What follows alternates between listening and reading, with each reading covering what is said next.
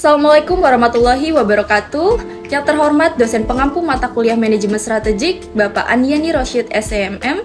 Perkenalkan, saya Dahlia Anissa dari kelompok 5 manajemen strategik dan juga rekan-rekan saya yaitu Igusti Ayu Ania Paramita, Dini Aryani dan juga Muhammad Fadil. Nah, pada kesempatan kali ini kami akan memaparkan materi terkait penggunaan alat perumusan strategi atau yang biasa kita dengar dengan kata SWOT. Yuk simak video dan tonton video kami sampai habis. Yang pertama ada asal-usul SWOT Classic. Analisis SWOT Classic atau yang kita tahu sebagai Strength, Weakness, Opportunities, dan juga Threats bukanlah alat analisis yang pertama kali dikenal dalam manajemen strategi.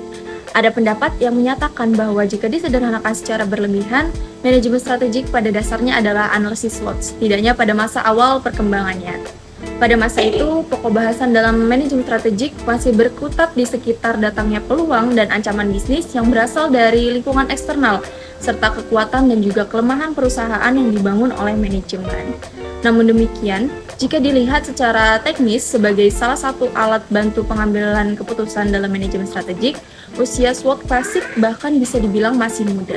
Analisis SWOT Classic tidak hanya digunakan untuk organisasi bisnis, akan tetapi bisa diterapkan pada setiap sistem organisasi, termasuk negara dan juga organisasi nirlaba.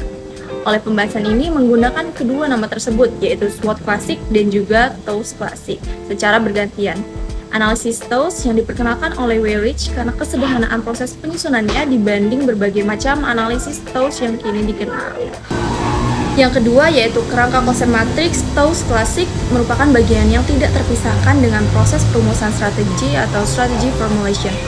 Matriks tersebut dilihat keberhasilan sebagai perusahaan alat bantu, yakni yang menghubungkan berbagai variabel kritikal penentu ancaman, yaitu threats dan juga peluang atau opportunities yang berasal dari lingkungan bisnis eksternal, serta kelemahan atau weakness dan juga kekuatan atau strength yang dibangun oleh manajemen. Analisis TOWS Classic adalah proses melakukan penilaian terhadap perusahaan dan lingkungan bisnisnya yang dilakukan oleh manajemen itu sendiri.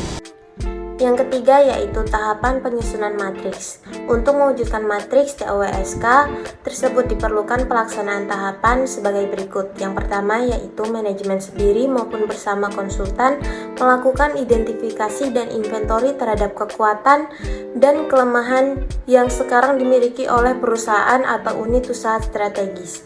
Dengan menggunakan salah satu pendekatan yang lazim digunakan oleh MS seperti manajemen fungsional, rantai nilai, kompetensi inti, 7S, atau yang lain.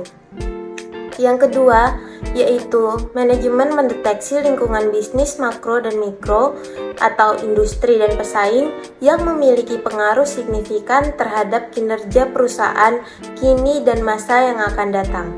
Yang terakhir atau yang ketiga yaitu manajemen mencoba merumuskan pilihan strategi yang mungkin dapat diimplementasikan dengan cara melakukan refleksi atas berbagai kemungkinan kombinasi dari indikator kekuatan S, kelemahan W, peluang O, dan ancaman T yang telah ditemukan pada 2 langkah sebelumnya. Tersedia 4 macam strategi, yakni SO, maksi-maksi, WO, mini-maksi, ST, maksi-mini, dan WT, mini-mini. Selanjutnya yaitu aplikasi matriks TOWSK. Weyrich 1982 menggunakan alat bantu untuk membantu merumuskan strategi bisnis yang hendak digunakan oleh Volkswagen dan Winnebago Industries Inc. Dalam tulisan berikutnya, Weyrich 1993 mengaplikasikan alat bantu TOWSK untuk memformulasikan strategi bisnis Daimler-Benz memasuki abad 21 untuk produk mobil mewah yang dihasilkan. SWOT analisis adalah alat strategis yang digunakan untuk mengevaluasi strengths, weakness, opportunities, dan threats dari sebuah organisasi ataupun proyek. Asal-usul SWOT analisis berasal dari tahun 1960-an dan 1970-an dan dikembangkan oleh Albert Humphrey di Stanford Research Institute, sekarang Sri International. Humphrey dan timnya menggunakan data dari perusahaan Fortune 500 untuk mengidentifikasi mengapa perencanaan korporat gagal.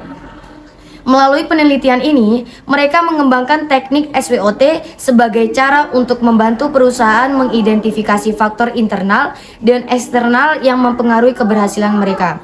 Berikut adalah ringkasan dari elemen SWOT. Yang pertama yaitu strengths atau kekuatan. Faktor internal yang memberikan keuntungan atau keunggulan kompetitif bagi organisasi. Kemudian yang kedua ada weakness ataupun kelemahan. Faktor internal yang menghambat kinerja organisasi atau menempatkannya pada posisi yang kurang menguntungkan. Kemudian yang ketiga opportunities atau peluang. Faktor eksternal yang dapat dimanfaatkan untuk keuntungan organisasi. Kemudian yang terakhir yaitu threats atau ancaman. Faktor eksternal yang dapat menimbulkan masalah atau resiko bagi organisasi. SWOT analisis menjadi populer karena kesederhanaannya dan kemampuannya untuk memberikan wawasan berharga dalam perencanaan strategis.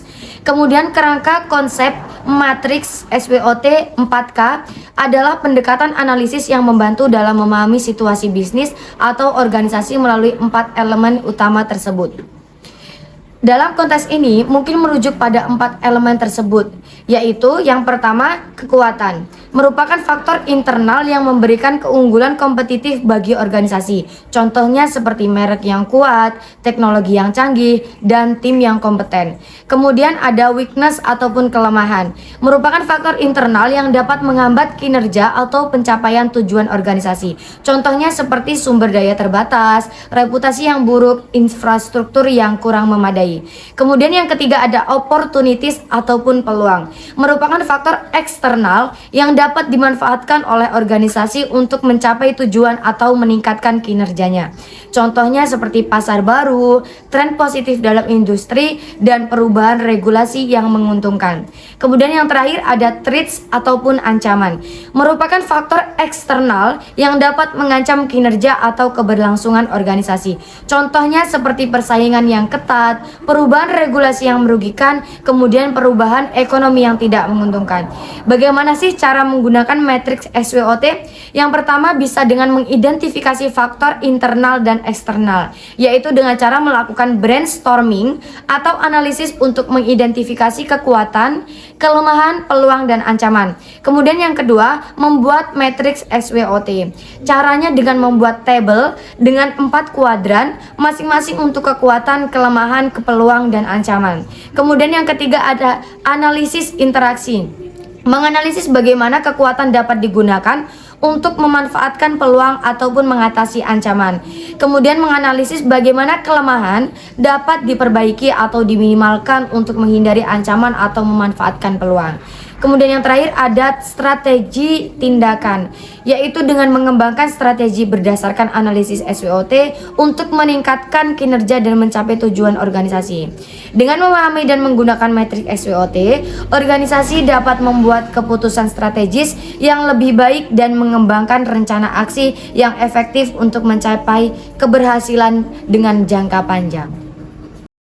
C. Langkah-langkah penyusunan matriks. Adapun langkah-langkah pokok yang diperlukan untuk menyusun matriks SWOT 4K antara lain yang pertama yaitu manajemen perlu membuat daftar indikator dari variabel lingkungan eksternal dan internal yang diperkirakan mempengaruhi masa depan perusahaan selama 5 tahun ke depan. Kemudian yang kedua yaitu memberikan bobot pada masing-masing indikator dengan cara membandingkan satu indikator dengan lainnya. Kemudian yang ketiga, manajemen juga memberikan penilaian besar kecil terhadap sumbangan atau hambatan yang diberikan oleh masing-masing indikator terhadap pencapaian tujuan perusahaan. Kemudian yang selanjutnya, manajemen menghitung nilai timbang dari masing-masing indikator dalam satu kategori variabel dan menjumlahkannya. Kemudian yang terakhir yaitu menentukan posisi perusahaan dalam salah satu kuadran dari 4 kuadran yang dimiliki oleh matriks SWOT 4K dan sekaligus menentukan strategi bersaing yang dilaksanakan berdasarkan posisi yang dimiliki tersebut. Berdasarkan hasil pembobotan nilai tertinggi adalah strategi stretch opportunities setelah itu terletak pada kuadran 1. Pada kuadran ini menandakan bahwa usaha ayam potong pada CV Bintang Mas yang kuat dan berpeluang tinggi. Kemudian tingginya strategi nilai prioritas SO, bukan berarti strategi lain yang memiliki nilai lebih rendah tidak bermanfaat dan tidak perlu diterapkan. Akan tetapi apabila ingin mendapatkan hasil yang maksimal, strategi SO, WO, dan WT harus ikut dilaksanakan. D. Analisis CV Bintang Mas peternakan ayam potong. Kelompok kami menganalisis faktor internal dan eksternal CV Bintang Mas dengan menggunakan metrik IFAS dan EFAS. Adapun yang IFAS-nya internalnya yaitu di sini didapatkan kekuatannya antara lain melakukan pengembangan produk ayam potong, kemudian pelayanan terhadap konsumen, kemudian kualitas produk, ada promosi atau iklan, kemudian kekuatan bisnis dan manajemen, dan terakhir yaitu lokasi usaha. Di sini mendapatkan bobotnya 100 dan skor pembobotannya 3,13. Sedangkan kelemahannya antara lain fasilitas pabrik seperti alat produksi yang kurang memadai, kemudian saluran produksi yang lama, persediaan modal, perbedaan ayam pobio dengan ayam konvensional, kemudian SDM. Di sini kelemahannya mendapatkan bobotnya 100, kemudian skor pembobotannya 2,84. Adapun analisis eksternal atau EFAS-nya yaitu di sini kita dapatkan peluangnya antara lain pertumbuhan pasar, kemudian siklus penjualan, kemudian jumlah produksi dan pemasaran langsung, serta ada pula pola perilaku konsumen yang semakin berkembang dan kebutuhan konsumsi masyarakat akan ayam probio. Di sini mendapatkan bobot 100, kemudian skor pembobotannya 3,07. Ancaman di sini ada ketersediaan bahan baku, kemudian peraturan pemerintah, kemudian perubahan teknologi, penetapan harga, klaim produsen dalam menawarkan produk yang sama, kemudian pengetahuan masyarakat mengenai perbandingan produk. Di sini bobotnya 100 juga dan skor pembobotannya 2,32.